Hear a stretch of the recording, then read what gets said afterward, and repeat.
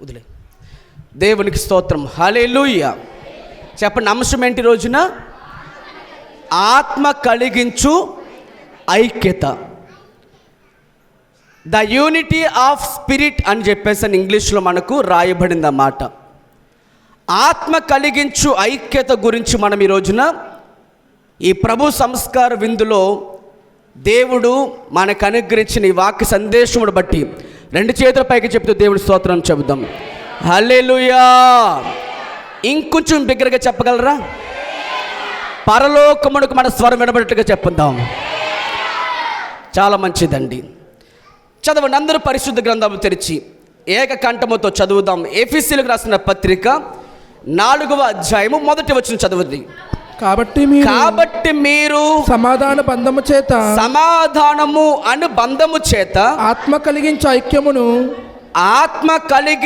ఐక్యమును కాపాడుకొనుట యందు శ్రద్ధ కలిగిన వారై ప్రేమతో ఒకరినొకడు సహించుచు. హల్లెలూయా చెప్పండి అందరూ ఒకసారి. ప్రతి విషయములో అన్ని చోట్ల కూడా కొన్ని యూనిటీస్ ఉంటాయి. అందరినీ కలిగించే ఐక్యత పరిశుద్ధాత్ముడు కాదు. లోకములో ఉండేటువంటి కొన్ని విషయాలకు ఐక్యత మనుషుల ద్వారా ఏర్పడుతుంది. కానీ సంఘం మధ్య కానివ్వండి, సేవకుల మధ్య కానివ్వండి, పరిశుద్ధుల మధ్య కానివ్వండి, సమాధానము అనే బంధము ఏర్పరిచేది మాత్రము సాక్షాత్తం పరిశుద్ధాత్మ దేవుడి చేత మాత్రమే ఏర్పాటు చేయబడుతుంది. గట్టిగా చెప్పకూడదు. దేవుడికి స్తోత్రాలు చెబుదాం. హల్లెలూయా.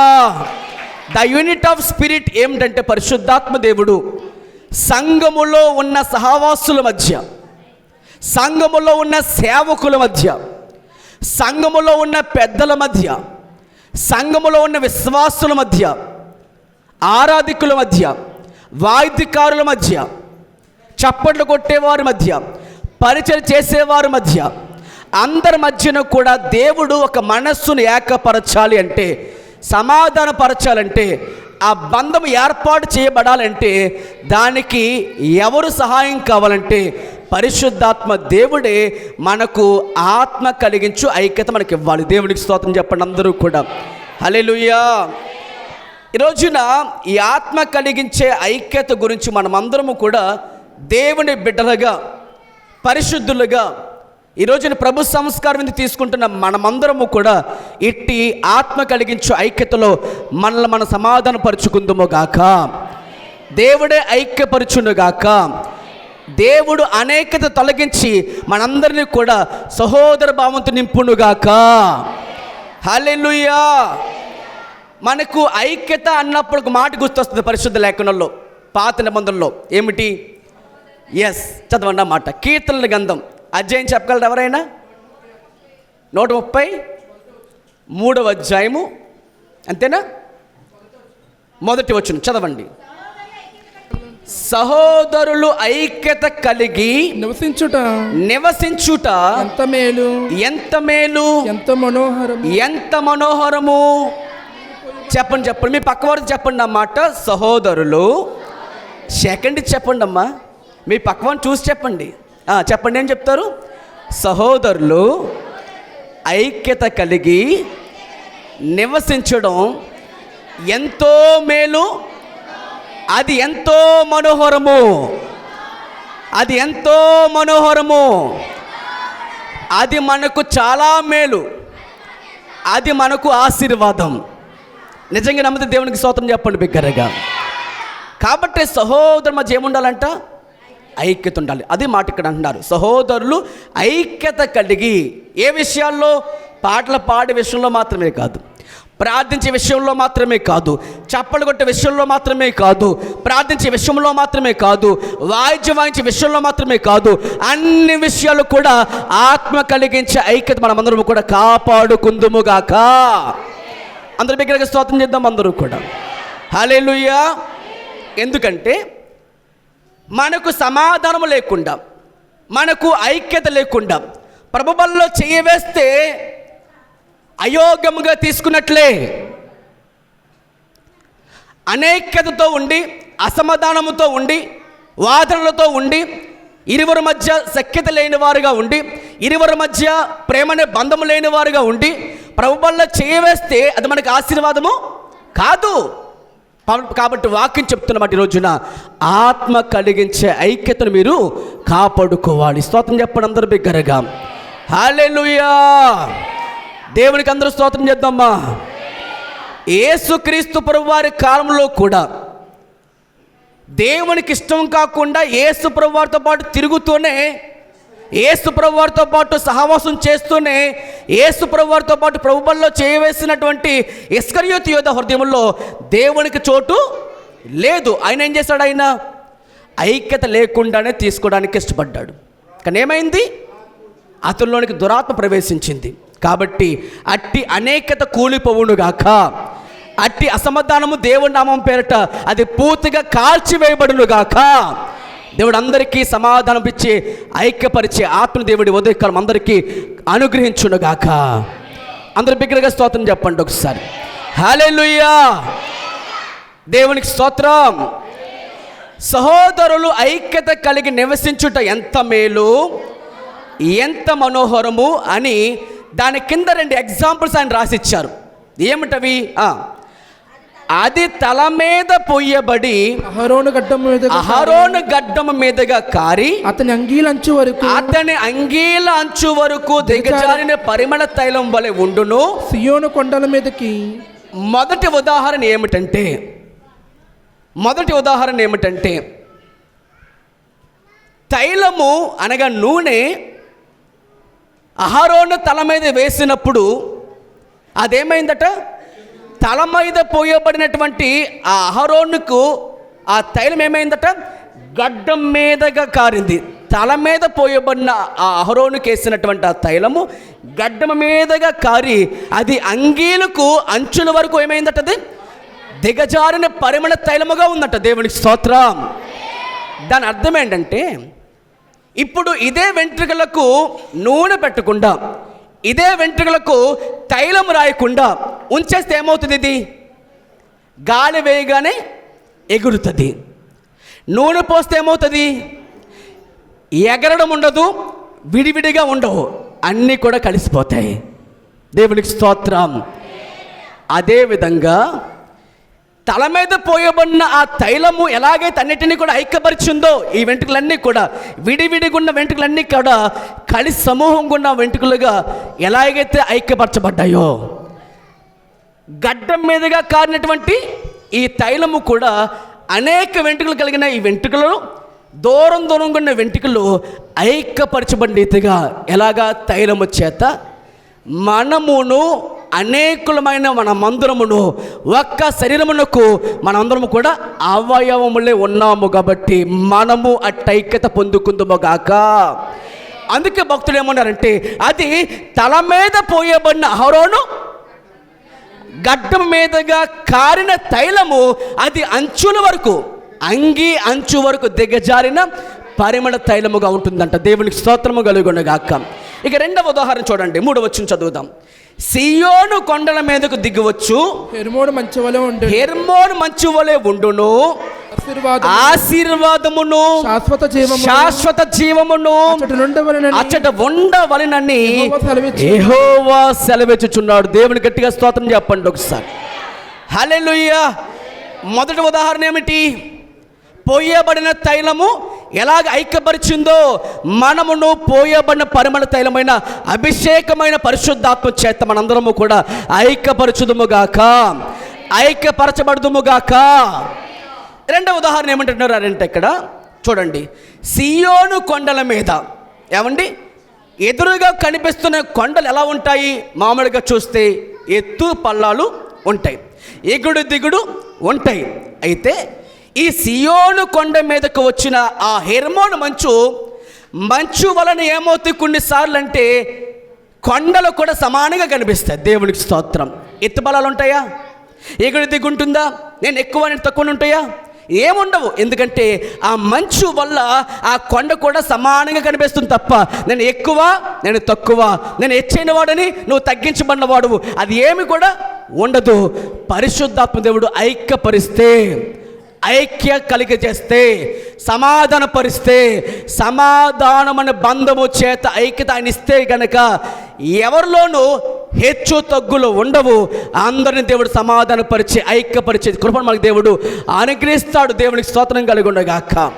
కాబట్టి మంచు ఏ విధముగా అయితే ఆ కొండల మీదకి పడుతున్న మంచు ఏమాత్రము కూడా ఎత్తు పల్లాలు ఉన్నప్పటికీ ఆ మంచు ఎలాగైతే వాటిని కప్పినప్పుడు సమానంగా కనిపిస్తుందో, మనమును అలాంటి హెర్మోను మంచు దేనికి సాదృశ్యంగా ఉంది? మంచు అంటే పరిశుద్ధాత్మకు సాదృశ్యం. పరిశుద్ధాత్మ దేవునికి సాదృశ్యమైన ఆ మంచు కొండలు అనగా, కొండ దేని సూచిస్తుందంటే గర్వానికి సాదృశ్యం. ఎందుకంటే కొండ ఎలాగుంటుంది? ఎత్తుగా ఉంటుంది. లోయ ఎలాగుంటుంది? బాగా దిగువన ఉంటుంది. ఈ కొండ లోయ ఇరువురు కూడా ఏకమవ్వాలంటే ఏం కావాలి? పరిశుద్ధాత్మ దేవుడు ఒక మనిషిలోనికి వస్తే అతనిలో గర్వం పూర్తిగా అణిచివేయబడి లోయలో దీనత్వంలో వినయంతో వాడిని దేవుడు హెచ్చించి ఇరువురిని దేవుడు సమానంగా చూస్తాడు. దేవుడికి స్తోత్రం కలుగునగాక. కాబట్టి కొండలైనా సరే, ఈ లోయలైనా సరే ఏమవ్వాలట? సమానపరచబడాలంటే దానికి మనుషుల మధ్య ఐక్యత కాదు, సాక్షాత్వం దేవుడే, పరిశుద్ధాత్మ దేవుడు నిన్ను ఐక్యపరిస్తే తప్ప నీలోకి ఏమి రాదు? సమాధానం రాదు. దేవునికి స్తోత్రం. బిగ్గరగా స్తోత్రం చేద్దాం అందరూ కూడా. కాబట్టి ఈరోజు మనందరం కూడా ఆలోచించాల్సిన విషయం ఏంటంటే ద యూనిట్ ఆఫ్ స్పిరిట్, ఆత్మ కలిగించు ఐక్యత మనకు ఉండాలంటే మనకు దేవుడిచ్చే సమాధానం మనకు కావాలి. ఆ బంధాన్ని కాపాడుకోవాలి. అందుకని వాక్యం చెప్తుంది ఏంటంటే అలాగున పరిశుద్ధాత్మ దేవుడు మనల్ని ఐక్యపరుస్తారని వాక్యం మనకు తేటగా ఈరోజు తెలియపరచబడుతుంది. దేవుని స్తోత్రం చెప్పి అందరూ కూడా ఒకసారి హల్లెలూయా, హల్లెలూయా. మరొక ప్రశ్న మనం వేసుకోవాలి. దేన్ని బట్టి మనకి ఈ ఐక్యత వచ్చింది? చెప్పండి. దేన్ని బట్టి మనకు ఈ ఐక్యత కలుగుతుంది? ఏ మనిషి వల్ల అయినా సాధ్యమవుతుందా? ఇద్దరు మనుషులని సమాధానపరచడం ఏ మనిషి వల్లైనా సాధ్యమవుతుందా? పోనీ ఏ నాయకుల వల్లైనా సాధ్యమవుతుందా? సాక్షాత్వం దేవుడే కలుగు చేసుకుంటే తప్ప, అందరిలోనూ కూడా ఆయన కలిగిస్తే తప్ప ఆత్మ కలిగించే ఐక్యత. మరి ఎన్ని విషయాల్లో కావాలి ఐక్యత? 7 విషయాల్లో కావాలి. ఎన్ని విషయాలు కావాలి చెప్పండి అందరూ ఒకసారి. 7 విషయాల్లో కావాలి. దాని మొదటి విషయం ఏంటంటే, అందరూ తెరవండి బైబిల్ గ్రంథంలో నుంచి ఎఫెసీ పత్రిక 4వ అధ్యాయం. ఎఫెసీయులకు రాసిన పత్రిక 4వ అధ్యాయము మొదటి నుంచి చదవండి. అందరూ కలిసి చదువుదాం. కాబట్టి మీరు సమాధాన బంధము చేత, సమాధానము అనే బంధము చేత ఆత్మ కలిగించు ఐక్యమును కాపాడుకొనుట యందు శ్రద్ధ కలిగిన వారై ప్రేమతో ఒకరినొకడు సహించుచు మీరు పిలువబడిన పిలుపునకు తగినట్టుగా దీర్ఘశాంతముతో కూడిన సంపూర్ణ వినయముతోను సాత్వికముతోను నడుచు కొనవలనని ప్రభువును బట్టి ఖైదీనైన నేను నిన్ను బతిమాలుకొనుచున్నాను అని ఇక్కడి నుంచి కొన్ని పాయింట్లు ఇచ్చారు ఆయన. ఏమంటా పాయింట్స్? మొదటిది ఏంటి? శరీరం ఒక్కటే. చెప్పండి. మొదటి ఐక్యత ఎక్కడ రావాలంటే శరీరము ఒకటే. ఒకటిది చెప్పండి అందరూ ఒకసారి. మొదటి మాట ఏంటి? శరీరము ఒకటే. 2 ఆత్మయు ఒక్కడే. ఆ ప్రకారమే మీ పిలుపు విషయమై ఒక్కటే నిరీక్షణ ఎందుటకు. 3వ మాట ఒక్కటే నిరీక్షణ. చెప్పండి మాత్రం అందరూ కూడా ఒకసారి చెప్పండి. ఒక్కటే నిరీక్షణ. 4వది ప్రభువు ఒక్కడే, విశ్వాసము ఒక్కటే, బాప్తిస్మము ఒక్కటే, అందరికీ తండ్రి అయిన దేవుడు కూడా ఒక్కడే. ఈ 7 విషయాల్లో గనక మనందరము కూడా ఎవరు ఐక్యపరుస్తారు అంటే పరిశుద్ధాత్మ దేవుడు ఐక్యపరుస్తారు. ఎన్ని విషయాలు? మొత్తం 7 విషయాల్లో. మళ్ళీ చెప్పండి అందరూ ఒకసారి. ఏంటి మొదటి మాట? శరీరము ఒక్కటే. చెప్పండి మాట అందరూ. పక్కతో చెప్పండి, పక్కతో చెప్పండి మాట. శరీరము ఒక్కటే, ఆత్మయు ఒక్కడే, నిరీక్షణయు ఒక్కటే, ప్రభువును ఒక్కడే, విశ్వాసము ఒక్కటే, బాప్తిస్మము ఒక్కటే, అందరికీ తండ్రి అని దేవుడు ఒక్కడే. ఈ 7 విషయాల్లో ఐక్యపరిచేది ఎవరు? పరిశుద్ధాత్మ దేవుడి. గట్టిగా చెప్పలు కూడా స్తోత్రం చెప్పండి, బిగ్గరగా చెప్పండి మాట అందరూ కూడా. పరిశుద్ధాత్మ దేవానికే స్తోత్రం. అందరూ కళ్ళు మూసుకోండి ఒకసారి. అందరూ కళ్ళు మూద్దామా? అందరూ కళ్ళు మూసి మాట చెప్దాం. మన హృదయంపై చేయి పెట్టుకుని, మన గుండెలపై చేయి పెట్టుకుని, ప్రభువా నాకు ఈ 7 విషయాల్లో ఐక్యత కావాలయ్యా. అవునయ్యా, ఆ శరీరం ఎవరంటే నీవే ఆ శరీరం ప్రభువా. సంగమునకు శిరస్సు అయిన ఆ శరీరం నీవే కదా ప్రభువా. మేము ఆ శరీరములో అవయవాలుగా ఉన్నావు. మా శిరస్సు 2 కాదయ్యా, ఒకటే. అది నీవే ఉందువుగాక, అది నీవే ఉందువుగాక. ఆత్మ కూడా నీవే. ఆ ఒక్కడే ఉన్న ఆత్మ భ్రమపరిచే ఆత్మ కాదయ్యా. ఏమాత్రము కూడా మేము అనాలోచన గుండకుండా ఈ మాటలన్నీ విందుముగాక. హల్లెలూయా, హల్లెలూయా. చూడండి, శరీరం ఏమిటట? ఒక్కటే. చెప్పండి మాట అందరూ ఒకసారి, చిన్నపిల్లలు చెప్పండి అందరూ ఒకసారి. శరీరము ఒక్కటే. శరీరం అంటే ఏమిటి? ఎవరా శరీరము? ఆ శరీరం శిరస్సు ఎవరు? అందరం కూడా శ్రద్ధ కలిగి విందాం. అదే ఎఫెసీ పత్రిక 2వ అధ్యాయము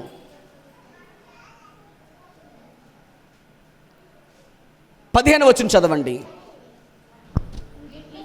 ఇట్లు సంధి చేయుచు, ఇట్లు సంధి చేయుచు, ఈ ఇద్దరిని తన యందు, ఈ ఇద్దరిని తన యందు ఒక్క నూతన పురుషునిగా సృష్టించి తన సిలువ వలన ఆ ద్వేషమును సంహరించి దాని ద్వారా వీరిద్దరిని ఏక శరీరముగా చేసి దేవునితో సమాధానపరచవలెనని ఇలాగు చేసిన గనుక ఆయనే మనకు సమాధానమునకు కారకుడే ఉన్నాడు. దేవునికి 2 చేతులు పైకెత్తి స్తోత్రాలు చేద్దాం ఒకసారి. హల్లెలూయా, హల్లెలూయా. ఏమండి, క్రీస్తు ఏ శరీరమునకు శిరస్సే ఉంటారో అదే సంఘం అనబడుతుంది. ఇప్పుడు ఒక మాట చెప్తామా? మీ శిరస్సు, మీ ఆలోచన, మీ ఆధిపత్యము, మీ నిర్ణయము, మీ అధికారము మీరే అయి ఉన్నారా లేదా?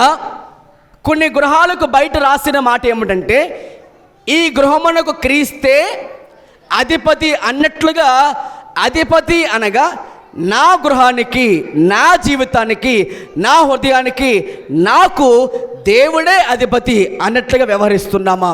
ఒకసారి ఆలోచన చేయండి. ఎవరైనా ఇద్దరిని ఏకపరిచేది ఎవరంటే పరిశుద్ధాత్మ దేవుడే.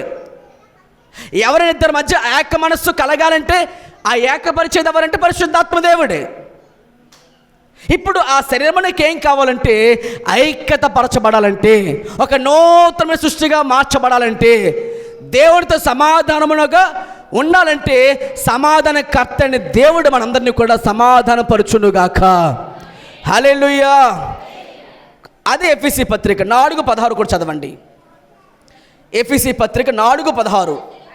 ఆయన శిరస్సై ఉన్నాడు, ఆయన నుండి సర్వ శరీరము చక్కగా అమర్చబడి తనలోనున్న ప్రతి అవయవము తన పరిమాణము చొప్పున పనిచేయుచుండగా ప్రతి కీలు వలన కలిగిన బలము చేత అదుకోబడి ప్రేమయందు తనకు క్షేమాభివృద్ధి కలుగునట్లు శరీరముకు అభివృద్ధి కలుగు చేసుకొనిచున్నది. దేవునికి స్తోత్రం చెప్పండి ఒకసారి. అంటే మీకేం అర్థం అవ్వాలంటే, శరీరమునకు శిరస్సు ఎవరు? చెప్పండి. శరీరమునకు శిరస్సు ఎవరు? దేవుడే. యేసు ప్రభువు వారే ఆ శిరస్సే ఉన్నారు. అందుకే ఇక్కడ ఏమని రాయబడిందంటే, ఆయన శిరస్సే ఉన్నాడు, ఆయన నుండి సర్వ శరీరము ఏమైందట? చక్కగా అమర్చబడింది. ఉదాహరణకి మనం తీసుకుందాం. ఇప్పుడు ఇదేంటిది? శిరస్సు. ఇవి ఏంటివి? ఇవేంటివి? సో ఇవన్నీ కూడా ఏమైనా ఇప్పుడు మనకి చక్కగా అమర్చబడింది. ఈ రోజున ప్రపంచంలో ఉన్న ప్రతి సంఘ బిడ్డలు కూడా, ప్రపంచంలో ప్రతి ఒక్క క్రైస్తవ బిడ్డలు కూడా దేవుని యందు విశ్వాసం ఉంచి రక్తము చేత కడగబడి పునరుద్ధానము నమ్మి విశ్వాసం ఉంచి సజీవుడే తిరిగి లేచిన యేసు ప్రభువారి ఎడల విశ్వాసము కనపరుస్తున్న బిడ్డలందరూ కూడా ఆయన దృష్టికి ఆయన శరీరంలో మనందరము కూడా అవయవాలుగా అమర్చబడ్డాము. గట్టిగా చెప్పలు కూడా స్తోత్రాలు చదువు బిగ్గరగా. ఏమైనా మనందరము కూడా అమర్చబడి ఉన్నాం. ఆ విశ్వాసములకు తగినట్లుగా ఒక్కొక్కరు ఒక్కొక్క పరిమాణం చొప్పున ప్రతి పని చేస్తూ ఉంటారు. నీవు కాళ్ళు కావచ్చు, నీవు చెయ్యి కావచ్చు, నీవు చెవి కావచ్చు, నీవు కళ్ళు కావచ్చు, కానీ అందరము కూడా ఆయన శిరస్సుకు మనందరము కూడా ఏమై ఉన్నామట? శరీరమై ఉన్నాము, అవయవాలమై ఉన్నాము. దేవునికి స్తోత్రం చెప్పండి అందరూ కూడా. ఇప్పుడు ఆ శరీరమునికి శిరస్సు ఎవరంటే యేసు ప్రభువారు. హల్లెలూయా చెప్పండి అందరూ కూడా. ఇప్పుడు ఒక మాట మనం ప్రశ్నిస్తూ వినండి. శిరస్సు లేకపోతే, తలకాయ లేకపోతే మనిషిని గుర్తుపెట్టడం సాధ్యమా? శిరస్సును బట్టే, ఈ తలకాయ బట్టే మనిషి బాడీని ఇది ఎవరిది అని చెప్పడానికి శరీరం సరిపోదు. మరి ఏం కావాలి? తప్పకుండా ఈ తలకాయ కావాలి. దీన్ని బట్టే గుర్తింపు. ఈరోజు ఒక ప్రశ్న వేసుకుందాం. సంఘమునకు శిరస్సు ఆయన అయితే ఈ రోజున నీ ఆధిపత్యం నడుస్తుందా లేదా దేవుడే ఆధిపత్యం ఎంచుకుని నీ జీవితంలో బాప్తిజం తీసుకున్న మొదటి కానించి కూడా ప్రభువా నీవే నా ప్రభువు, నీవే నా అధిపతి, నీవే నా రాజువు, నేను రాజ్యంలో ప్రవేశించాలి. రాజ్యంలో అంటే నేను ఏం చేయబడకూడదు? ఏలుబడి చేయకూడదు. ప్రభువా నీవు నా జీవితానికి ఏలుబడి చేసే దేవుడు నీవే, అందుకు నేను ఒప్పుకున్నాను. యేసు ప్రభువని నా నోటితో ఒప్పుకొని హృదయంలో విశ్వాసం ఉంచిన ఎడల రక్షణ పొందుకుంటామని చెప్పిన మాట ప్రకారంగా ఇప్పుడు నీ జీవితంలో, నా జీవితంలో ఎవరి శిరస్సే ఉండాలి? మరి ఎవరి శిరస్సే ఉన్నారు? ఇదే ప్రశ్న. నీ జీవితంలో నీ నిర్ణయాలే తీసుకుంటున్నావా? దేవుని పక్కన పెట్టి నీ సొంత నిర్ణయాలు తీసుకుంటే నీకు శిరస్సే ఉన్నావు, కానీ నీ శిరస్సు కొట్టివేయబడి ఆయన శిరస్సు నీకు ఉంటే తప్ప నీ జీవితంలో ఏమి రాదు? మార్పు లేనట్లే. మారు మనస్సు అంటే అలవాటు మార్చుకోవడం కాదు. మారు మనస్సు అంటే పాపములో జీవిస్తున్న మనిషి ఆ పాపంలో చనిపోవాలి. దేవునికి స్తోత్రం చెప్పండి బిగ్గరగా. ఏమని చెప్పుకున్నాం? మారు మనస్సు అంటే సిగరెట్ మానేసి ఉండండి. ఇప్పుడు ప్రభులోకి వచ్చింది, సిగరెట్ మానేసు. ఇప్పుడు ఏమయ్యాను? ప్రార్థన చేస్తున్నాను. ప్రభువు నమ్ముకోక ముందు ఏం చేశాను? నేను బాగా డ్రింకింగ్ చేసేవాడిని, త్రాగేవాడిని. ఇప్పుడు ఏం చేశాను? మానేశాను. ప్రభువు నమ్ముకోక ముందు నేను ఎక్కడెక్కడికి తిరిగేవాడిని. ఇప్పుడు ఏమయ్యాను? అవి మానేసి అలవాటు మార్చుకున్నాం. మారు మనసు అంటే అలవాట్లు మార్చుకోవడం కాదు. పాపంతో ఉన్న మనిషి చనిపోతానే ఆ వ్యక్తులు దేవుడు జీవిస్తాడు. గట్టిగా చెప్పలు కూడా స్తోత్రాలు చెప్దాం బిగ్గరగా. హల్లెలూయా. ఇప్పుడు చెప్పండి, మీరు అలవాట్లు మార్చారా? శిరస్సే మార్చుకున్నారా? అలవాట్లే మార్చారా? బ్రతికే మార్చుకున్నారా? అలవాట్లే మార్చారా? లేదు, నేను పాపంలో చనిపోయి నా జీవితానికి యేసుని ఆహ్వానించుకున్నానని మీరు చెప్తున్నారా? దేవుని స్తోత్రం చెప్పండి ఒకసారి. ఇక జీవించేవాడు నేను కాదు, క్రీస్తు నాడు జీవిస్తున్నట్టు అర్థం ఏంటి? ఇక నువ్వు జీవించకూడదు, నువ్వు చనిపోవాలి. నీ పాత స్వభావం చనిపోవాలి, నీ పాత జీవితం చనిపోవాలి. ఏవాళ్ళు బట్టి అంటే నూతనమైన సృష్టిగా నువ్వు జీవించగలగాలి. 2 తిమోతి పత్రిక 2వ అధ్యాయము, 2 తిమోతి పత్రిక 2వ అధ్యాయము 11 చదవండి. 2 తిమోతి పత్రిక 2:11. ఈ మాట నమ్మదగినది ఏదనగా మనము ఆయనతో కూడా చనిపోయిన వారమైతే ఆయనతో కూడా బతుకుతాము. గట్టిగా చెప్పలు కూడా స్తోత్రం చెప్పండి బిగ్గరగా. మారు మనస్సు అంటే అలవాట్లు మార్చుకోవడం కాదు. మారు మనస్సు అంటే ఒకప్పుడు నా జీవితంలో అలా చేసేవాడినండి, ఇప్పుడు ఏం చేశానండి? ఇలా వచ్చానండి. అప్పుడు ప్రార్థన లేదండి, అప్పుడు భక్తి లేదండి, అప్పుడు ఆ భక్తి చేసేవానండి, ఇప్పుడు ఈ భక్తిలోకి వచ్చానండి. అప్పుడు ఆ దూపం వేసేవానండి, ఇప్పుడు ఈ దూపం వేస్తున్నానండి. అప్పుడు నేను అలవాట్లు ఉండేవానండి, ఇప్పుడు అలవాట్లు మార్చుకున్నానండి. అలవాటు మార్చుకోవడం మారు మనస్సు కాదు. మారు మనస్సు అంటే నీవు చనిపోవాలి, ఆయన జీవించాలి. నీవు చనిపోవాలి, సిలువలో నీకోసం ప్రాణం పెట్టిన యేసుతో పాటు నీవు కూడా పాపంలో చనిపోవాలి, పాపిగా చనిపోవాలి, పరిశుద్ధుడిగా మళ్ళీ తిరిగి నువ్వు లేవబడాలి. పౌలు గారు తిమోతితో మాట్లాడుతున్న మాట ఇది. ఈ మాట నమ్మతగినది.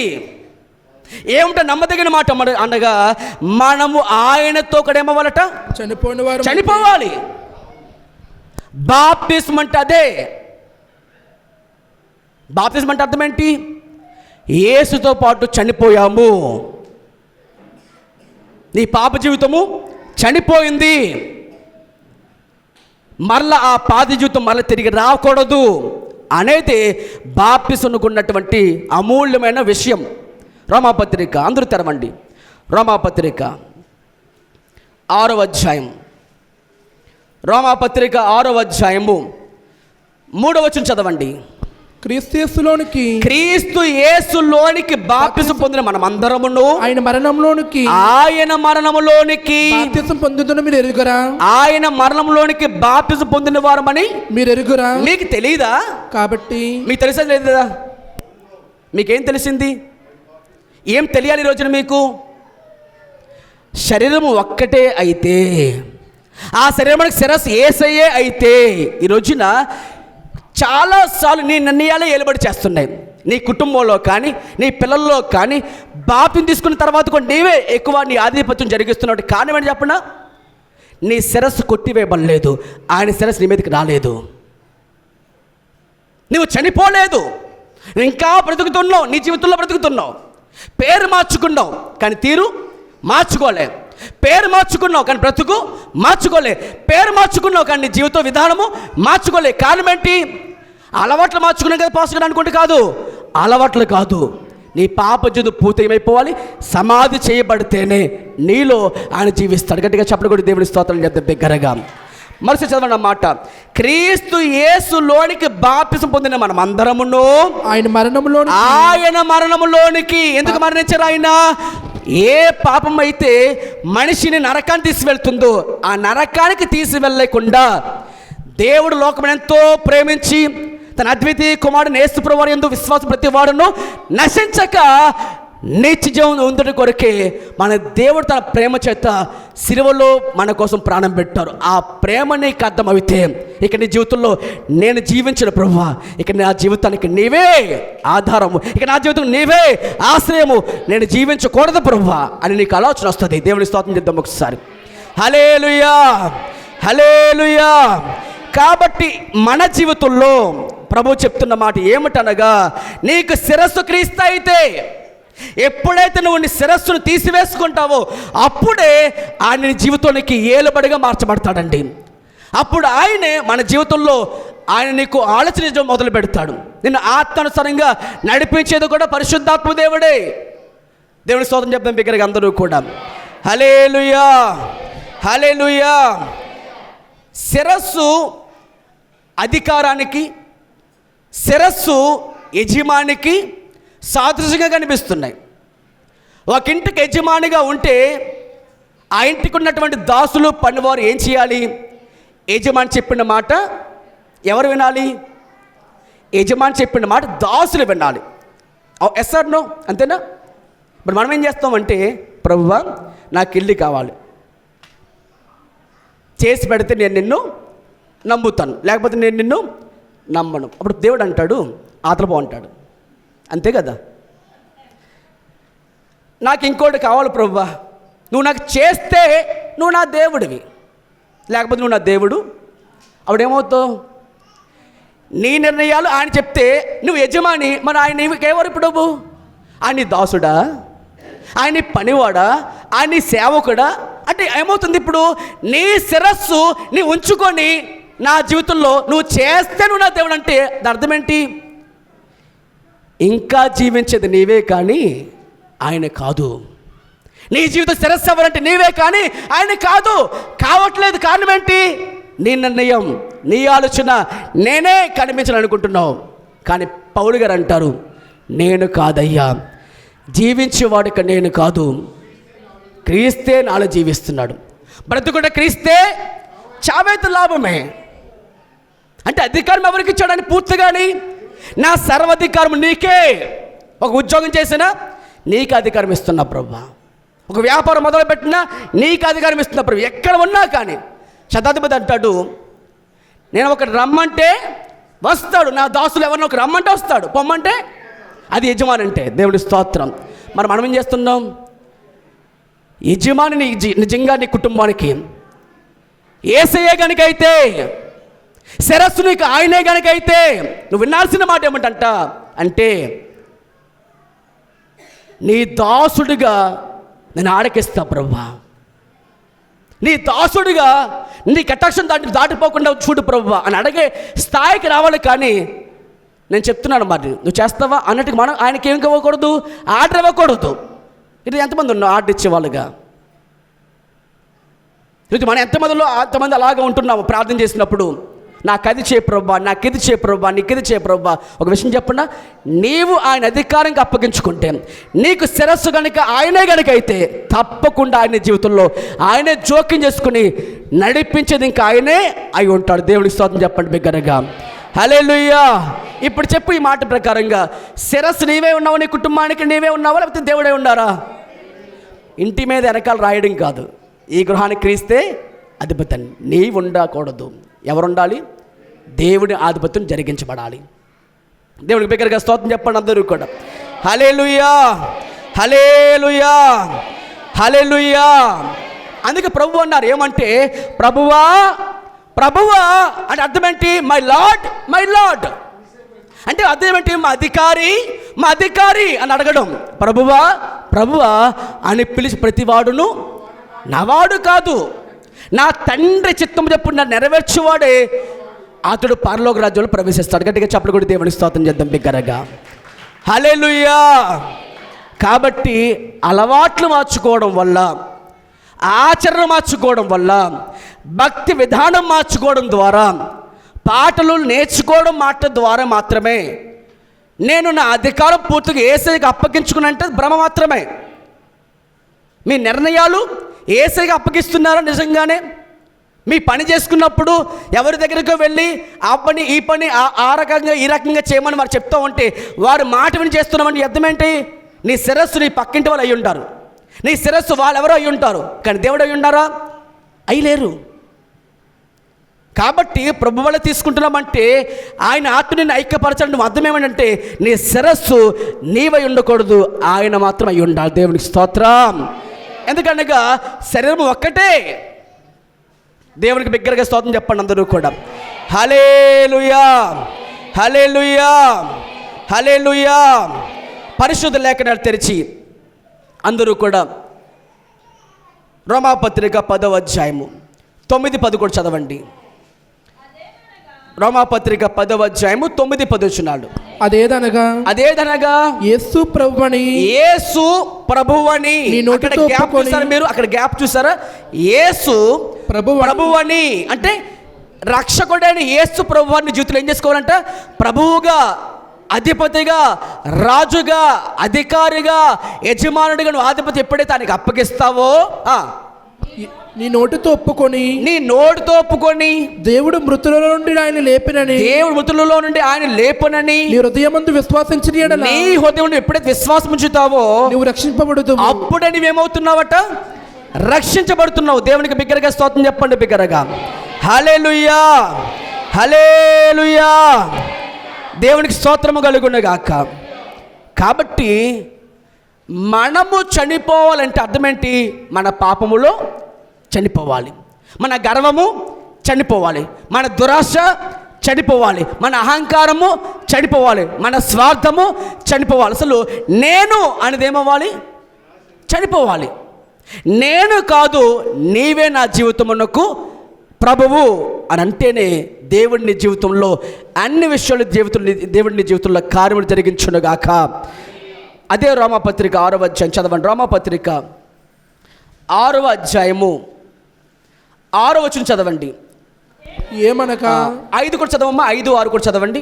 మరియు ఆయన మరణము యొక్క సాదృశ్యమందు ఆయనతో ఐక్యము గలవారమైన, సరిగ్గా చూడండి, ఐక్యము గలవారమైన ఎడల ఆయన పునరుద్ధానం యొక్క సాదృశ్యమందును ఆయనతో ఐక్యము గలవారమై ఉందుము. ఏమనగా మనము ఇంకను పాపమునకు దాసులు కాకుండుటకు పాప శరీరము నిరర్ధకమగునట్లు మన ప్రాచీన స్వభావము ఆయనతో కూడా సిలువ వేయబడిన ఎరుగుదుము. చనిపోయిన వాడు పాప విముక్తుడని. అంటే మనం ఎప్పుడైతే బాప్తిసం తీసుకున్నామో, ఎప్పుడైతే మనము ఆయనను నోటితో ఒప్పుకొని హృదయంలో యేసు ప్రభువుగా ప్రతిష్ఠించుకున్న తర్వాత, అంటే నీ హృదయానికి రాజు ఎవరి పేరు? ఒక సీటుకు బస్సుల్లో 4 కూర్చుంటారు, కానీ నీ హృదయానికి మాత్రం రాజు ఒక్కడే కూర్చుంటాడు, ఆయన యేసు ప్రభువు మాత్రమే. గట్టిగా చెప్పలు కూడా దేవుడి స్తోత్రం చేద్దాం. దగ్గరగా సాతాను సామ్రాజ్యం కొట్టివేయబడదు ఎప్పుడు? నిజముగా నీ జీవితంలో ప్రభువుని ప్రదర్శించుకున్నప్పుడు సాతాను సామ్రాజ్యం కొట్టివేయబడుద్ది. అందుకనే ఆదాము పాప స్వభావం మనలోకి వచ్చిన తర్వాత అది కొట్టివేయబడింది ఎక్కడంటే సిలువలో మాత్రమే. ఆ సిలువలో ఆ ప్రాణత్యాగము, కాచిన రక్తము నువ్వు తీసుకుంటున్నావు అంటే అర్థం ఏంటి చెప్పండి? నీ పాప స్వభావం పూర్తిగా నశించబడిపోయి, నీ అధికారం మార్చబడి, నీ ఆధిపత్యం మార్చబడి, నీవు మారుమనసు పొందడం అంటే నీ అధికారం మార్చుకుని యేసుకి అప్పగించుకున్నప్పుడు నీ హృదయానికి రాజు శిరస్సు ఎవరంటే ఆయనే ఉన్నాడు. దేవుని స్తోత్రం బిగ్గరగా హల్లెలూయా. ఆయన చెబుతున్న మాట ఇక్కడ ఏంటంటే, ఆయన మరణించిన అర్థం ఏంటి? సిలువలో మరణం పాపికం చేసిన రక్షణ కార్యం. ఇప్పుడు నువ్వేమవ్వాలి? నువ్వు పాపం తీసుకున్నావంటే నువ్వు నీ పాపంలో చనిపోయావు. చనిపోయి నువ్వు మరలా బ్రతికినట్లుగా నీ సొంత ఆలోచన నడిపిస్తే అంటే అర్థం ఏంటి? నీ అధికారం మార్చబడిందా? మార్చబడలే. మారు మనస్సు అంటే అధికారం మార్చబడ్డం, అలవాట్లు మార్చుకోవడం కాదు. దేవుడు స్తోత్రం చెప్పండి బిగ్గరగా అందరూ కూడా. అమ్మ మరి చదవండి, 6 చదవండి. ఇప్పుడు ఏమనగా మనము ఇకను పాపమునకు దాసులు కాకుండుటకు పాప శరీరం నిర్ధరకమగినట్లు. పాప శరీరము ఎవరి ద్వారా వచ్చింది మన జీవితంలోనికి? ఆదాము ద్వారా లోకంలో ఏం ప్రవేశించింది? పాపం ప్రవేశించింది. ఇది ఇప్పుడు ఏమవ్వాలి? ఇది పూర్తిగా నశించబడాలంటే ఏం కావాలి? నువ్వు దానికి దాసులు ఉండకూడదంటే ఆ శరీరం ఏమవ్వాలి? ఇప్పుడు నిరర్ధకమగునట్లు మన ప్రాచీన స్వభావము ఆయనతో కూడా సిలువేయబడమని చనిపోవాలి.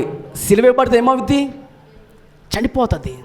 అంటే ఇప్పుడు నీవు చూస్తున్న ఈ కళ్ళు పాపమునకు చోటు ఇవ్వకూడదు. ఎప్పుడు వస్తుందా ఆ ఆలోచన అంటే ఆత్మానుసారంగా నడిచినప్పుడే నీ శరీరంపై నిగ్రహం వస్తుంది. దేవుడి స్తోత్రం చేద్దాం దగ్గరగా హల్లెలూయా. ఇది చెయ్యాలా చేయకూడదా? ఇది చేసే తప్పేమో రైట్ ఏమో ఎలా తెలుస్తుంది జీవితంలో అంటే పరిశుద్ధాత్మ దేవుడు నీకు సహాయకుడిగా ఉన్నప్పుడు నీ బలహీనత చూసిన దేవుడు నీకు సహాయం చేస్తాడు. దేవుడికి స్తోత్రం కలుగునగాక హల్లెలూయా. ఈ మాట చూడండి అందరూ కూడా. పాప శరీరం నిద్రమగునట్లు మన ప్రాచీన స్వభావము ఆయనతో కూడా సిలువేయబడిన ఎరుగుదము. చనిపోయిన వాడు పాప విముక్తుడని తీర్పు పొంది ఉన్నాడు. మనము క్రీస్తుతో కూడా, చూడండి మాట చాలా ప్రాముఖ్యం, మనము క్రీస్తుతో కూడా చనిపోయిన ఎడలనే మృతులలో నుండి లేచిన క్రీస్తు చనిపోవడనియు మరణముకి ఆయన మీద ప్రభుత్వం లేదని ఎరిగి ఆయనతో కూడా జీవించుదుము. గట్టిగా చెప్పలు కూడా దేవుడి స్తోత్రాలు చేద్దాం బిగ్గరగా హల్లెలూయా హల్లెలూయా. ఇప్పుడు చెప్పండి, మీరు చనిపోయారా? మీరు చనిపోయారా? మీ పాపం చనిపోయిందా? మీ పాప స్వభావం చనిపోయిందా? ఇంకా అదే పాపంలో కొనసాగించబడుతున్నారా? అంటే మీకు ఏమర్థం అవ్వాలి? మీ శిరస్సు మారలే, మీ అధికారం మారలే. మీ అధికారం ఎప్పుడైతే మారబడుతుందో అప్పుడు నీ జీవితానికి ఆయన శిరస్సుగా ఉంటాడు. గట్టిగా చప్పుడు కూడా దేవుని స్తోత్రం చేద్దాం దగ్గరగా. ఈరోజు నీ నిర్ణయాలే, నీ ఆలోచనలే, నీ తలంపులే, నీవు అనుకున్నది ఆయన జరిగించాలి తప్ప అయ్యా నువ్వేం చెప్తున్నావు నాకు అనే మాట ఎప్పుడు వింటున్నావు నువ్వు? ఆయన శిరస్సుగా కనుకుంటే, ఆయన అధికారిగా ఆయన ఉంటే, ప్రభుత్వం ఆయనదై ఉంటే, ప్రభు చెప్తున్న మాట, ఈ మాట ఆలోచన చేయండి. ఏ ఇద్దరు ఒక ప్రభుత్వం చేయగలరా? ఇప్పుడు మన రాష్ట్రం చూద్దాం పోండి. ఇప్పుడు ఎవరు మనకి ముఖ్యమంత్రి గారు? చంద్రబాబు నాయుడు గారు. ఇప్పుడు ఒకే రాష్ట్రంలో ఇద్దరు ముఖ్యమంత్రులు ఉండగలరా? మరి మనం కూడా ఆలోచించండి. ఈ హృదయమునకు రాజు ఆయనైతే సాతానుడు యేసయ్య పక్కపక్కన రాజ్యం చేయగలరా? అంటే నీ రాజ్యము అనగా ప్రాచీన స్వభావం, పాత జీవితం, పాపిగా ఉన్నప్పుడు ఆదాము పాపం చేయకముందు భూమికిని సమస్తమునకు ఆయన ఏమున్నారట? ఏలుబడి చేసే రాజుగా ఉన్నాడు. దేవుడికి స్తోత్రం. ఇప్పుడు నా జీవితంలో కూడా ఆ రాజు చనిపోవాలి. ఏ రాజు? సాతాను సామ్రాజ్యం ఉన్నటువంటి ఆ రాజు చనిపోతే నీ లోపల హృదయానికి రాజుగా యేసయ్య ప్రతిష్ఠించుకుంటాడు. గట్టిగా చెప్పడం కూడా స్తోత్రం చేద్దాం బిగ్గరగా. యేసు రాజుగా పాట పాడటం కాదు, రాజు కొట్టివేయబడాలి. ఏ రాజ్యం కొట్టివేయబడాలి? సాతాను సామ్రాజ్యం కొట్టివేయబడితేనే యేసు రాజు నీలోకి వచ్చును గాక. లేకపోతే యేసు రాజుగా అని పాట పాడుతూ ఉపయోగం లేదు. ఆ రాజ్యం కొట్టివేయబడాలి. ఏ రాజ్యము? సాతాను సామ్రాజ్యం కూల్చబడితేనే నా జీవితంలోనికి పరిశుద్ధాత్మ దేవుడు యేసుని రాజుగా నీలోనికి వస్తాడండి. దేవునికి స్తోత్రం కలుగును గాక బిగ్గరగా. హల్లెలూయా. ఆ తర్వాత చదవండి, 6:10 చదువుదాం. అనగా ఆయన చనిపోవుట చూడగా పాపం విషయమై ఒక్కసారే చనిపోయిన కానీ ఆయన జీవించుట చూడగా చూడండి, పాపం విషయంలో ఎన్నిసార్లు చనిపోయాడు ఆయన? పాపం విషయంలో ఆయన పాపం చేసి చనిపోయాడా? మన పాపములన్నీ కూడా ఆయన పైన మోసుకొని సిలువలో మరణించాడు ఆయన. మన నిమిత్తం ఆయన మరణించారు, మనకు బదులుగా ఆయన మరణించారు, మనం పొందవలసిన శిక్షను ఆయన అనుభవించారు. కాబట్టి ఇప్పుడు చెప్తున్న మాట ఏంటంటే ఆయన జీవిస్తూ చూడగా, ఆయన ఒక్కసారే చనిపోయాడు పాపం విషయంలో, కానీ ఆయన జీవించడం చూడగా దేవుని విషయమై జీవిస్తూ ఉన్నాడు, జీవిస్తూనే ఉన్నాడు ఇప్పుడు ఆయన. అటువలే మీరును పాపం విషయమై మృతులు గాను, అంటే చనిపోయిన వారు గాను. అంటే మీకు ఇప్పుడు అర్థమైందా? చనిపోయారు అంటే మీరు చాలాసార్లు పాస్టర్ గారు అదేంటి మమ్మల్ని చచ్చిపోమన్నారు అంటారు. అది కాదు, మీలోని పాపం ఏమవ్వాలి ఇప్పుడు? అది చనిపోవడం అంటే పాపం చనిపోవాలి. మీలో పాపం ఎప్పుడు చనిపోతుందో యేసు మీలోనికి వస్తాడు, యేసు మీలోనికి రాజ్య పరిపాలన చేస్తాడు. దేవునికి స్తోత్రం కలుగునగాక. చదవండి ఆ మాట మరొకసారి చదువుదాం. అటువలే మీరును పాప విషయమై మృతులు గానంటే మీరు కొత్తగా ఉండదేమో, చనిపోయిన వారు గాను, దేవుని విషయమై క్రీస్తునందు సజీవులు గాను మిమ్మల్ని మీరే ఎంచుకోండి. ఇప్పుడు మేము ఏం చేసుకోవాలి అంటే పరిశీలన చేసుకోవాలి. మీ ఆలోచన మారిపోవాలి. ఇప్పుడు ఏమంటే నేను పాపిని కాదు, నేను పరిశుద్ధుడిగా నా దేవుడిని తీర్చుకున్నాడు. హల్లెలూయా. ఎలాగా? మన క్రియలు బట్ట, మనం చేసిన కృప బట్ట, ధర్మకార్యాల బట్ట అని అంటారు కదా. ఏమంటే మీరు కృప చేతనే, విశ్వాసం చేతనే రక్షించబడ్డారు. అది కేవలం దేవుని యొక్క వరమే అన్నాడు. గట్టిగా చెప్పలు కూడా స్తోత్రం చెప్పండి ఒకసారి. దేవుని కృప చేత మనం ఏమై ఉన్నామంటే రక్షించబడ్డాం. ఇది మీకు అర్థం అవ్వాలి. నేను పాపం విషయంలో చనిపోయాను అని ఎప్పుడైతే నీకు అర్థమవుతుందో దేవుడు నీ జీవితంలో కూడా జీవించినట్టు నీకు అర్థమవుతుంది. శిరస్సప్పుడు ఎంత ఆలోచనిస్తాడో నీకు అర్థమవుతుంది. అని అధికారంగా ఉంటే ఆ సంఘము కానీ, ఆ బిడ్డలు కానీ, వారి జీవితము కానీ ఎంత వర్ధులతో మీరు చూడగలుగుతారు. శ్రమలు వచ్చినా, శోధన కలిగిన నిలబడ్డం ఏంటి అర్థమవుతుంది. నువ్వు పాపం చేస్తున్నావు, మరలా అయ్యా ఈ పాపం చేయకూడదు మోకరించి ప్రార్థించి ఏడుస్తున్నావు, బంధించబడిపోయావు, ఏడుస్తున్నావు, ప్రభువుని బయట ఎలాగైనా రావాలనుకుంటున్నావు, కానీ రాలేకపోతున్నావు. కారణం ఏంటి చెప్పనా? నీ శిరస్సు మారలే. నీ శిరస్సు మారాలి, నీ అధికారం మారాలి, నీ ఆధిపత్యం మారాలి. ఏమైనా ఆలోచించుకోవాలంటే ఇప్పటి నుంచి అయినా సరే ఇక జీవించేవాడు నేను కాదు. ఎందుకనగా నేను పాపంలో చనిపోయాను. ఎలా చనిపోయాడు పాపంలో అంటే యేసే నా కోసం ప్రాణం పెట్టాడు, యేసు నాకు ప్రాణం త్యాగం చేశాడు. ఆయన నాకు రక్తం కాచినవాడు ఆయన. కాబట్టి ఆ రక్తం నా కోసం మొరపెడుతుంది ఏంటంటే నా కొరకు ఆయన నిరంతరం కూడా ప్రార్థన చేస్తున్నాడు. ఇప్పుడు అర్థం అవసరం మాట ఏంటంటే నేను పాపములో చనిపోయాను అని ఎప్పుడైతే నువ్వు ఆ విశ్వాసంతో ఎందుకు ముందుకెళ్తావో, ఎప్పుడైతే ముందుకెళ్తావో ఖచ్చితంగా నువ్వేం చేయగలుగుతావంటే పాపాన్ని జయించగలుగుతాం. అది నీ వల్ల కలిగేది కాదు. నీ సొంత శక్తి చేస్తా నేను పాపం జయించాలనుకున్నావా? 2 రోజులు బాగానే ఉంటావు, మరి 3వ రోజున ఖచ్చితంగా పడిపోతావు. పరిశుద్ధాత్మ దేవుని సహాయం మాత్రం నీకుంటే ఆయనే పాపము విషయమై లోకము గూర్చి పాపము గూర్చి ఆయన నిన్ను ఒప్పింపజేస్తాడు. ఆయన దేవుని స్తోత్రం చెప్పండి బిగ్గరగా అందరూ కూడా. హల్లెలూయా. కాబట్టి మీరు ఎంచుకోండి, ఈ రకంగా మీరు మాట్లాడుకోండి, ఎంచుకోండి. చూడండి మాట మరొకసారి చదువుతాం. అటువలే మీరును పాపం విషయం మృతులుగాను, దేవుని విషయంలో క్రీస్తు యేసులో సజీవులుగాను మిమ్మల్ని మీరే ఎంచుకోండి. చూస్ చేసుకోండి, ఎంచుకోండి ఇప్పుడైనా. రెండవది, మొదట ఏమో చెప్పుకున్నాం, ఇప్పుడు చెప్పండి అందరూ ఒకసారి. శరీరము ఒక్కటే. ఆ శరీరం ఎవరు? శరీరం అంతా మనందరం కలిస్తే ఒక అవయవాలుగా ఉన్నాం. ఆ సంగమునకు శిరస్సు ఎవరు? యేసు ప్రభువారు. అందుకనే రొట్టె ఒకటే కానీ, చదవండి ఆ మాట కూడా పరిశుద్ధ లేఖనంలో. కొరింథీ రాసిన మొదటి పత్రిక, అందరూ బైబిల్ తెరవండి. కొరింథీ రాసిన మొదటి పత్రిక 10వ అధ్యాయము 16-17 చదవండి. మనము దీవించి ఆశీర్వచన పాత్రలోని త్రాగుట క్రీస్తు రక్తములో పాలుపంచుకున్న చేతనే కదా. మనం విరిచే రొట్టె తినుట క్రీస్తు శరీరంలో పాలుపంచుకున్న చేతే కదా. మనము అందరమును ఆ ఒకటే రొట్టెలో పాలుపంచుకొనుచున్నాము. చూడండి, రొట్టె ఒకటే గనుక అనేకులమైన మనము ఒక్క శరీరమే ఉన్నాము. గట్టిగా చప్పట్లు కూడా దేవుని స్తోత్రం చెప్పండి ఒకసారి. హల్లెలూయా. ఇక్కడ ఉన్నటువంటి వందలాది మంది యొక్క శరీరము ఏమై ఉండాలి? ఇప్పుడు ఒక్కటై ఉండాలి. రొట్టె ఎంత? ఒక్కటే. అది విరిచి అనేకులకు ఇవ్వబడుతుంది. అనేకులు దీవించబడడానికి, అనేకులు ఆయన రక్తంలో పాలుపంపు పొందడానికి, ఆయన శరీరంలో పాలుపంపు పొందడానికి ఏమై ఉన్నాం మనం అందరము కూడా.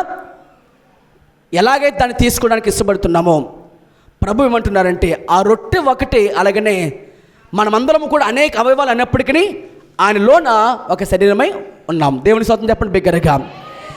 ఈ ఐక్యపరిచేది ఎవరు? ఈ సమాధానపరిచేది ఎవరు? పరిశుద్ధాత్ముడు. అందుకని మొదటి పాట ఏం చెప్పుకున్నాము? సమాధానము అనే బంధము చేత ఆత్మ కలిగించు ఐక్యత కాపాడుకున్నట్లుయో శ్రద్ధ కలిగిన వారై ఒకరినొకడు సహించుచు ప్రేమను బట్టి నేను ఏమవుతున్నాను, మిమ్మల్ని బ్రతిమాలుకొనుచున్నాను అని శరీరం ఒక్కటే అని చెప్పాడు ఆయన. రెండో మాట చదవండి. రెండవ మాట ఎఫెసీ పత్రిక 4వ అధ్యాయం. ఆత్మయు చెప్పండి ఆత్మయు ఏమిటట? ఒక్కడే ఇద్దరా? ఎఫెసీ పత్రిక 4వ అధ్యాయం 4 చదవండి. శరీరం ఒకటే నేర్చుకున్న తర్వాత ఆత్మయు ఒక్కడే. ఆత్మ ఎంతమంది ఆత్మలు? ఒకటే ఆత్మ అయి ఉన్నారా? దేవుని స్తోత్రం చెప్పండి అందరూ ఒకసారి. హల్లెలూయా, హల్లెలూయా. ప్రియమైన దేవుని బిడ్డలారా, ఆత్మయు ఒక్కడే అనే మాటకు అర్థం ఏమిటంటే, మనం చాలాసార్లు అంటూ ఉంటాం ఏమంటే, కొంతమందిని మనం చూస్తూ ఉంటాం, కొంతమంది స్పీకర్స్ ఇలా పిలుస్తూ ఉంటారు, పరిశుద్ధాత్మ దేవుడిని ఆహ్వానించమంటారు, పరిశుద్ధాత్మని పిలుచుకోమంటారు, పరిశుద్ధాత్మ రమ్మని ఆహ్వానిస్తూ ఉంటారు. అంటే నువ్వు రమ్మంటే ఆయన వస్తారా? వెళ్ళిపోమంటే వెళ్ళిపోతారా? మరి మీకేం అర్థం అవ్వాలి? మీకు అర్థమవుతుంది మాట బట్టి దేవుని స్తోత్రం చెప్పండి అందరూ ఒకసారి. హల్లెలూయా. ఆత్మయు ఒక్కడే అంటే నువ్వు పిలిస్తే వచ్చినట్లుగా, వెళ్ళిపోమంటే వెళ్ళిపోయినట్టుగా. ఇది కాదు ఆత్మ చేసే కార్యం అంటే. చాలామంది రోజు చేస్తున్న తప్పు ఏంటంటే, రమ్మని మనం ఆహ్వానిస్తే ఆయన వస్తారా? ఆయన నీలో ఉంటారు. ఎప్పుడు చెప్పనా? నువ్వు పిలిస్తే కాదు, నువ్వు రమ్మంటే రమ్మడానికి, వస్తేడానికి, వెళ్ళిపోమంటే వెళ్ళిపోవడానికి ఆత్మ చేసే కార్యం అది కాదు. పరిశుద్ధాత్మ నీలోకి రావాలంటే నువ్వు తప్పక పొందాల్సింది మారు మనసు పొందాలి. దేవుని స్తోత్రం చెప్పండి అందరూ కూడా. ఏం పొందాలి చెప్పండి? నువ్వు పిలిస్తే ఆయన రావుడు, నువ్వు వెళ్ళిపోమంటే ఆయన వెళ్ళిపోడు. పరిశుద్ధుడు వస్తున్నాడు, అందరూ చప్పలు కొట్టమంటే ఆయన వస్తున్నా, అలా వస్తారా ఆయన? మీకు అర్థమవలసిన మాట, పేతురు ఏమన్నారు? మీరు మారు మనసు పొంది పాప క్షమాపణ నిమిత్తము యేసు క్రీస్తు నామమున బాప్తిసం పొందండి, అప్పుడు పరిశుద్ధాత్మ మీ జీవితంలోకి వరముగా దయచేయబడతారు. గట్టిగా చప్పలు కూడా స్తోత్రం చెప్పండి. వరముగా దయచేయబడతారు ఆయన. నువ్వు పిలిస్తేనో, నువ్వు ఆహ్వానిస్తేనో, నువ్వు విజిల్ లేస్తూ వస్తే వచ్చే పరిశుద్ధాత్మ కాదు ఆయన. అది భ్రమపరిచే ఆత్మ. ఆ దుష్టాత్మ ఆలోచన చేసుకోవాల్సిన ప్రభు బయట మనం చేస్తుంది. ఎందుకంటే ప్రభు అంటారు, గాలి ఎక్కడికి విసిరాలో ఎక్కడికి వెళ్ళాలో అది ఎవరైనా చెప్పగలమా? యోహాను సువార్త 3వ అధ్యాయంలో సాక్షాత్తు యేసు ప్రభు వారు పరిశుద్ధాత్మ గురించి వివరిస్తూ నికోదేముతో ఏమని మాట్లాడుతూ వచ్చారంటే, దేవుని రాజ్యము గురించి మాట్లాడుతూ అంటారు. యోహాను సువార్త 3వ అధ్యాయము 7-8 చదవండి. మీరు కొత్తగా జన్మించవలనని నేను మీతో చెప్పినందుకు ఆశ్చర్యపడవద్దు. గాలి తనకిష్టమైన చోటుకు విసురును.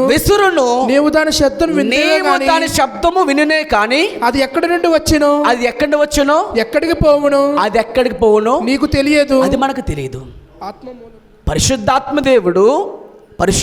దేవుడు ఏ వ్యక్తిలోనికి ఆయన ప్రవేశించాలో, ఏ వ్యక్తిని తన కార్యం జరిపించాలో అది ఆయన చేతిలో ఉంది తప్ప మనం పిలిస్తాయని వచ్చేవారు కాదు. అందుకనే గాలిని ఆపడం సాధ్యం కాదు. ఆయనకి పరిశుద్ధాత్మ ఒక వ్యక్తిలో కార్యం చేయడం కూడా సాధ్యం. ఆయన చేసేది అది, మనం చెప్పేది కాదు. అది గాలిని ఆపగలిగితే పరిశుద్ధాత్మను ఆపగలుగుతాం. అది సాధ్యమవుతుందా? అవ్వదు. అందుకనే ప్రభు అక్కడ అన్నారు, గాలి తనకిష్టమైన చోట విసురుతుంది. అది ఎక్కడికి వెళుతుందో, ఏ కార్యం జరిపిస్తుందో అది ఎవరు చెప్పలేము. కొత్తగా జన్మించే మనుషులు ఒకరు తన కార్యం జరిగించాలంటే అలా జరిగిస్తాడు ఆయన.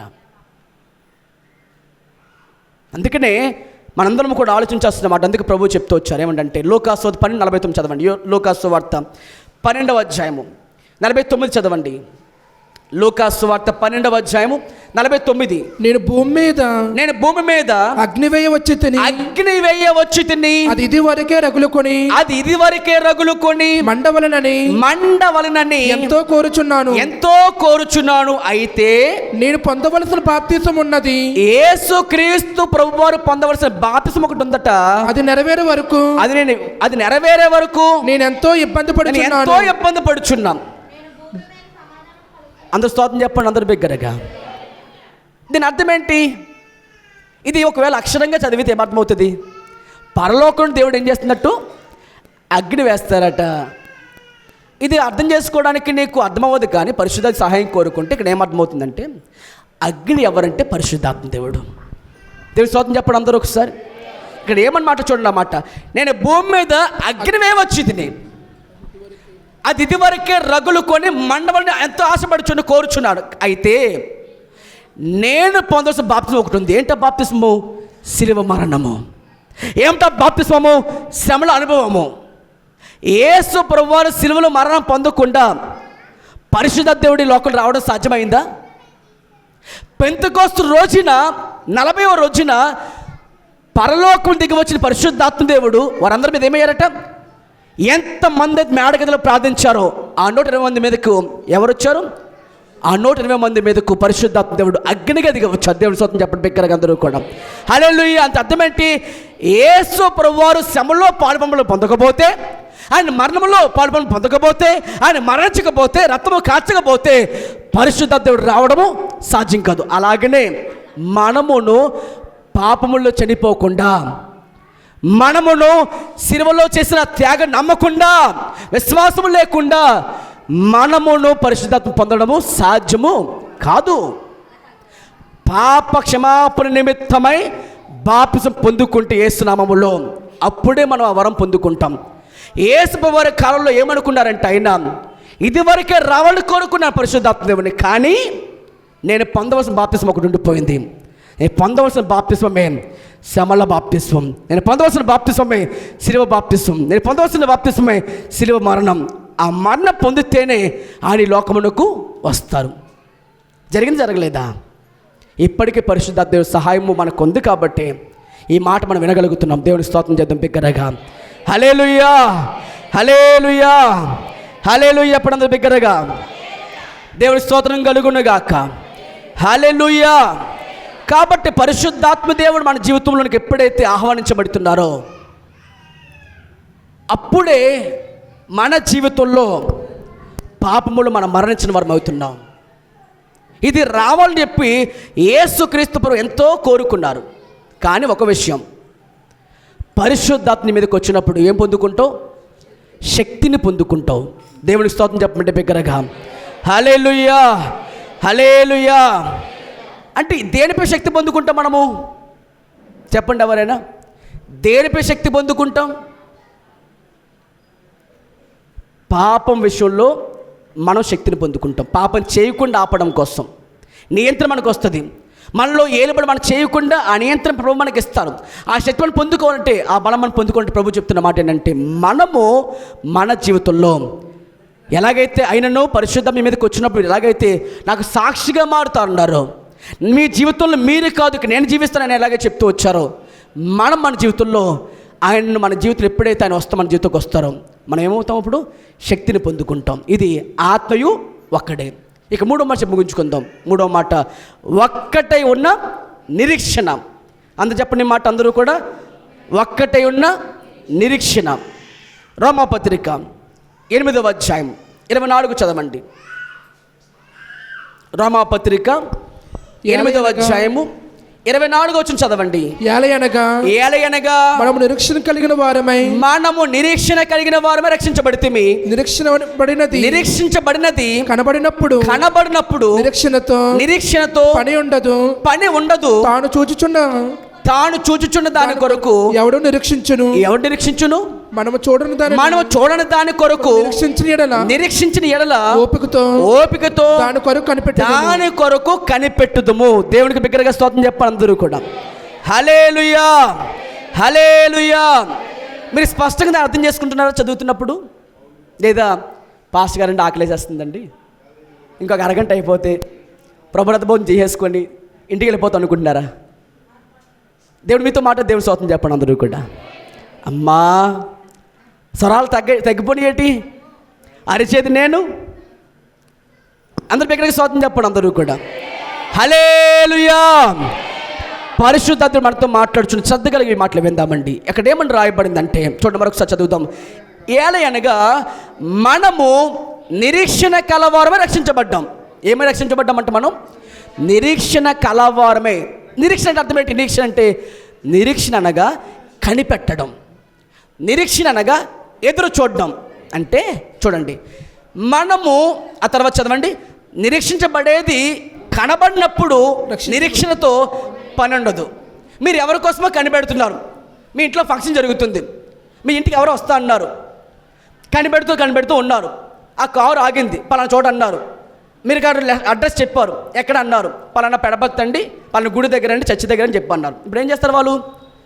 కనిపెడుతున్న కుటుంబంతో ఏమవుతారు? ఇప్పుడు నిరీక్షణ పోయి కనబడింది కాబట్టి, వచ్చేసారు కాబట్టి మనకి ఎప్పుడే ఉండదు, కనిపెట్టడం ఇంకా ఉండదు.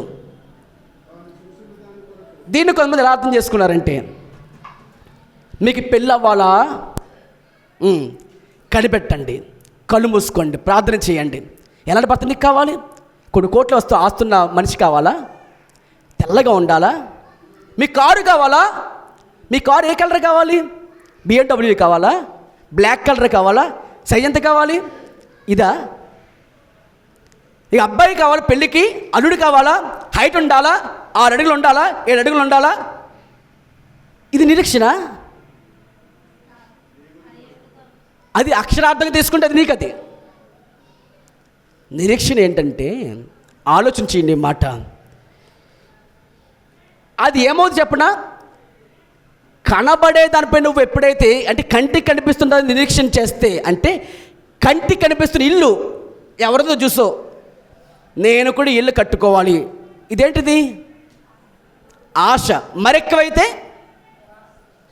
పలానా భర్త అమ్మాయికి మంచి మగుడు వచ్చాడు, మరి నాకు మంచి మగుడు రావాలి, నేను తెల్లగా ఉంటాను కదా, అంటే ఇదేంటిది? ఇది ఆశ. తర్వాత ఎక్కువైతే బాగా డబ్బు సంపాదించారు, నేను బాగా డబ్బు సంపాదించి, ఏంటిది? దురాశ. అంటే దురాశలోకి వెళ్ళిపోతాం. ఆశ ఎక్కువైతే ఏమవుతుంది? అది దురాశ పడతాం. అంటే నీకు అర్థం కావాల్సిన మాట, నిరీక్షణ కోసం అంటే ఏంటి? చూడండి, అక్కడ రాసిన మాట ఏంటంటే, తాను చూస్తున్నది దాని కొరకు ఎవరు నిరీక్షిస్తాడు? చూడండి మాట, మనము చూడని దాని కొరకు నిరీక్షిస్తే ఓపికని కొరకు కనిపెట్టాలి. చూడండి దాని కొరకు. మరి మీరేం చేస్తున్నారు? చూసినదే అడుగుతున్నారు. దీన్ని ఏమంటాడు దేవుడు అంటే, చూసినదే మీరు అడుగుతున్నారంటే మీకేంటది? దురాశ. చూడనేది ఏముంది? మొదటి యోహాను పత్రిక 3:1 చదవండి. మొదటి యోహాను పత్రిక 3:1 చదవండి. మనము దేవుని పిల్లలమని పిలవబడినట్లు తండ్రి మనకి ఎట్టి ప్రేమను అనుగ్రహించును. చూడుడి మనము దేవుని పిల్లలమే. ఈ హేతువు చేత మనము మనల్ని ఎరుగదు. ఏలయనగా అది ఆయనను ఎరుగలేదు. ప్రియులారా ఇప్పుడు మనము దేవుని పిల్లలమై ఉన్నాము. మనం మనకి ఏమవుతాము? అది ఇంకా ప్రత్యక్షపరచబడలేదు కానీ ఆయన ప్రత్యక్షమైనప్పుడు ఆయన ఉన్నట్టుగానే ఆయన చూతుము గనుక ఆయన పోలి ఉన్నామని ఎరుగుదుము. ఆయన యందు ఈ నిరీక్షణ పెట్టుకున్న ప్రతి వాడును ఆయన పవిత్రుడై ఉన్నట్టుగాను తన్ను పవిత్రంగా చేసుకుంటాడు. గట్టిగా చప్పట్లు స్తోత్రం చేద్దాం బిగ్గరగా. హల్లెలూయా. విన్నారా ఈ మాట? మనం ఏమవుతామో ప్రభు ప్రత్యక్షమైనప్పుడు ఆయన పోలికలో మార్చబడతాం. ఇది మన నిరీక్షణ అయి ఉండాలి. ఇది కంటికి కనిపించని నిరీక్షణ. మనం ఏం చేస్తున్నాం చాలాసార్లు అంటే కంటికి కనిపిస్తున్నవాడు చూస్తున్నాం. వాళ్ళు కారు కొంటే నేను కారు కొనుక్కోవాలి, వారు బంగ్లా కంటే నేను బంగ్లా కొనుక్కోవాలి, వారు ఇది చేసి ఇది చేయాలి. ఇదేంటిది? దురాశ. ప్రభు చెప్తున్నమాట అది కాదు. నిరీక్షణ అంటే చూడనిది నువ్వు నమ్మగలగాలి. నిరీక్షణ అంటే కనిపెట్టడం అంటే నిరీక్షణ ఏంటి? ఇప్పుడు మనం ఏమవుతున్నామో అది ఆయన అన్నట్టుగానే ఉండాలి. అది ప్రత్యక్షపరచబడాలి. ఎప్పుడవుతుంది అది? రెండవ రాకడ దినములో మనము ఆయన ఉన్నట్టుగానే ఆయన పోడుకు మనం ఏమవుతున్నామట? మార్చబడతాము. ఆ నిరీక్షణ ఎప్పుడైతే మనకు ఉందో మనము ఆయన పరిశుద్ధులు ఉన్న ప్రకారం మనమును పరిశుద్ధుల లోకంలో జీవించగలుగుతాం. ఈ నిరీక్షణ మనకు ఉండగలగాలి. మరి కొన్ని నిరీక్షణ ఏంటి చెప్పండి? ఇప్పుడు ఈ నిరీక్షణ మీకుందా? ఈ 3 ప్రశ్నలు మనం ఎక్కడెక్కడ ఫెయిల్ అయిపోయి ఉన్నాం. ప్రభు మాట్లాడుతున్న మాట ఈరోజున మొదటి మాట, శరీరము ఒక్కటే, ఆత్మయు ఒక్కడే, నీ నిరీక్షణయు ఇదై ఉండాలి. మరి మీ నిరీక్షణ ఏమైందో చూసుకోండి ఒకసారి. మీ దేనికోసం కనిపెడుతున్నారు? కంటికి కనిపిస్తున్న వాటి కోసం కనిపెడితే అది మీ నిరీక్షణ కరెక్ట్ కాదు. శ్రమ ఓర్పు పరీక్ష నిరీక్షణను కలుగు చేయలేదని ఎరిగి శ్రమల్లో మేము ఏమవ్వాలి? అతిశయపడాలి. శ్రమల యందును అతిశయపడండి. మన నిరీక్షణ కేవలం ఈ లోక మట్టికి మాత్రం ఉండకూడదు. ఆ మాట ముగింపు చేసుకుందాం ఒకసారి. మొదటి కొరింథీ పత్రిక 15వ అధ్యాయం. మొదటి కొరింథీ పత్రిక 15వ అధ్యాయం 19 చదువుదాం. 15-19. ఈ జీవిత కాలం మట్టుకే మనం క్రీస్తునందు నిరీక్షణ కలవారమైన ఎడల మనుషులందరికంటే దౌర్భాగ్యులం. ఈ లోకం జీవితం మట్టుకు మాత్రమే వాళ్ళ పొలం కొన్నాం, ఆ ఇల్లు కొని ఇల్లు కట్టుకుంటాం. ఈ ఇల్లు, ఈ పొలం, ఈ స్థలం, ఈ వ్యాపారం, ఈ జీవన విధానం ఇది మాత్రం నీకు అయి ఉన్నట్లయితే మన క్రీస్తు నమ్ముకున్నా అది ఉపయోగం లేదు. అంటే అర్థం ఏంటి? మన పరలోకం చేరలేం. ఈ జీవితం వరకు మీ నిరీక్షణ అయి ఉందా? నీ సాక్ష్యం అలాగే ఉందా? మీ జీవితం కూడా అలాగే ఉందా? ప్రభు ఈరోజు మనతో మాట్లాడుతున్న మాట, మీ శిరస్సు మారాలి, అప్పుడు మీకు ఇవన్నీ వస్తాయన్న. అంటే మీకు ఏం కావాలి? ఇప్పుడు ఆత్మ కలిగించే ఐక్యతలోకి రావాలి, కాపాడుకోవాలి, శ్రద్ధ చూపించుకోవాలి. అప్పుడు మన జీవితంలోకి ఆయన ఎప్పుడైతే అధికారంగా ఉంటాడో తప్పనిసరిగా అన్ని మార్పులు దేవుడు తీసుకొస్తాడు. విన్న వాక్కు వ్యర్థపరచుకోకండి, విని విడిచిపెట్టుగా వారు కాకుండా ప్రార్థన చేసుకుందాం. అందరూ సార్ లేచి నిలబడండి.